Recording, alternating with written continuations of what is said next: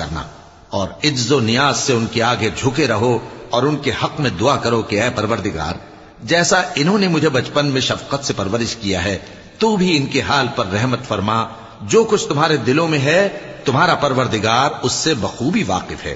اگر تم نیک ہوگے تو وہ رجوع لانے والوں کو بخش دینے والا ہے۔ اور رشتہ داروں اور محتاجوں اور مسافروں کو ان کا حق ادا کرو، اور فضول خرچی سے مال نہ اڑاؤ،